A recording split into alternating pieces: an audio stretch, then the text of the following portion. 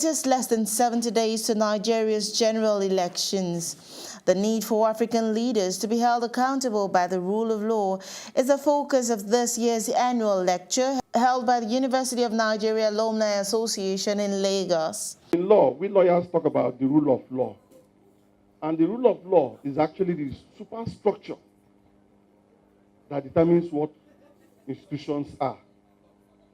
The rule of law is the concept that the law is not a respecter of anybody.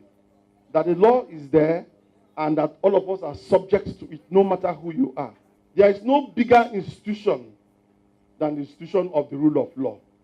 It is that institution of the rule of law that ensures that if the president commits an offense that is against the Constitution, he will be impeached, no matter the power he controls as president.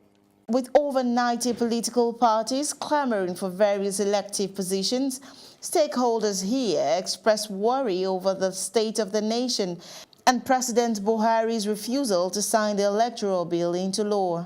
This electoral act is going to help the country. It's going to help us to define how election processes should take place, and which of course will make it almost free and fair in some degree.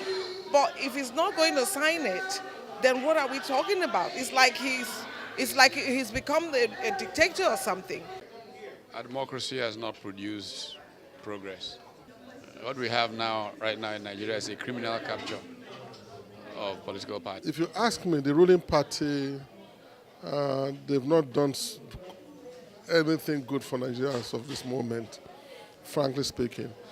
We had so much hope in them when they were coming. They talked of change. Yes, there have been changes, but the changes have been for the worse. We're saying, have we ever had strong institutions in this country? You know, we keep pondering over it for years. If we had strong institutions, some of our national enterprises, so to say, like the NITEL, NEPA, Nigerian Airways, wouldn't have gone the way they went.